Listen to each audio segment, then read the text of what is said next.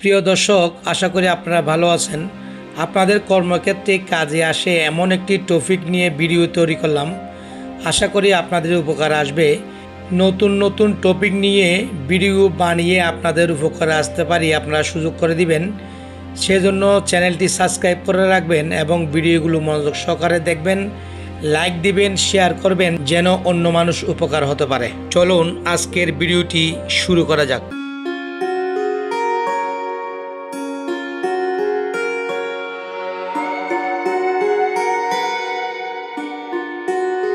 একজন দক্ষ swing supervisor interview দেওয়ার সময় যদি গুরুত্বপূর্ণ প্রশ্নের উত্তর জানা না থাকে তাহলে অনেক সময় ইন্টারভিউতে ফেল করে চলে আসতে হয়।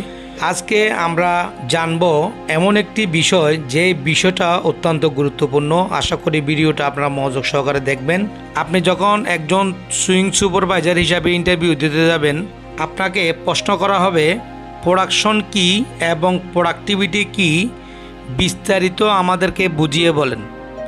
তখন অনেক সময় এই প্রশ্নের উত্তর জানা না থাকলে আপনার প্রশ্নের উত্তর দিতে সমস্যা হবে। তাই প্রিয় দর্শক, আশা করি আজকের ভিডিওটি মনোযোগ সহকারে দেখবেন। উত্তরে আপনি বলবেন, প্রোডাকশন বলতে আমরা বুঝি র মেটেরিয়াল বা কাঁচামাল প্রসেসিং করার পর যে পণ্য বা প্রোডাক্ট তৈরি হয় তা হচ্ছে প্রোডাকশন, যা আমরা পিস আকারে বুঝি। যেমন একটি সুইং লাইনে ফেব্রিক, সুতা, লেবেল, এলাস্টিক, বাটন, লাইনিং, ড্রকট ইত্যাদি দিয়ে যে পণ্য তৈরি করি সেটি হচ্ছে প্রোডাকশন। যেমন আমরা অনেক সময় সুইং লাইনে প্রোডাকশন করি 1000 পিস, 2000 পিস, 1200 পিস, 4000 পিস। এটি হচ্ছে যে পিস আকারে আমরা যেটা বুঝি সেটি হচ্ছে প্রোডাকশন। এবার জানা যাক প্রোডাক্টিভিটি কী।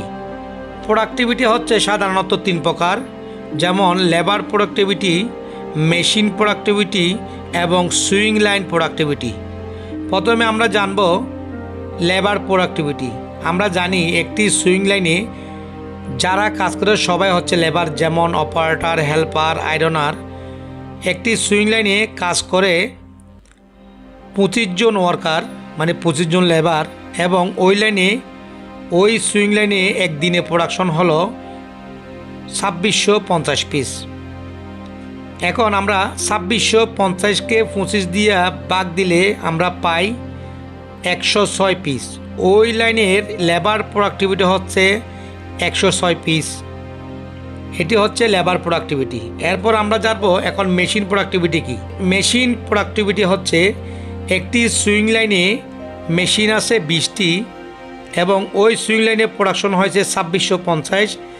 এই 2650কে 20 দিয়ে ভাগ দিলে আমরা পাই 132.5।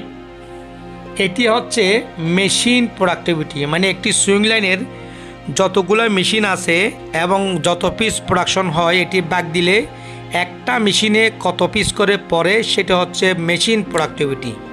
এখন আমরা জানব সুইং লাইন প্রোডাক্টিভিটি কি। সুইং লাইন প্রোডাক্টিভিটি হচ্ছে, যেমন একটি ফ্লোরে সুইং লাইন আছে 20টি, প্রতিটি লাইনে কখনো সমান প্রোডাকশন হয় না। কোনো লাইনে 2650, কোনো লাইনে 1200, কোনো লাইনে 1800, কোনো লাইনে 2200, কোনো লাইনে 800। অনেক সময় লেআউট থাকলে প্রোডাকশন কম হয় আমরা জানি, এবং অনেক সময় বিভিন্ন এক্সারসাইজের কারণেও প্রোডাকশন কম হয়। সেজন্য এভারেজ প্রোডাকশন, মানে পুরো ফ্লোরের 20 লাইনের প্রোডাকশন টোটাল করার পর যে প্রোডাকশন পাওয়া যায় সেটিকে 20 দিয়ে ভাগ দিলে আমাদের সুইং লাইন প্রোডাক্টিভিটি বেরিয়ে যাবে। যেমন 20 লাইনের টোটাল প্রোডাকশন হয়েছে 30,600 পিস। 30,600 পিস ডিভাইডেড 20 সমান আমরা পেয়েছি 1530 পিস। এই 1530 পিস হচ্ছে সুইং লাইন প্রোডাক্টিভিটি। সুইং লাইনের প্রোডাক্টিভিটি হচ্ছে 1530 পিস।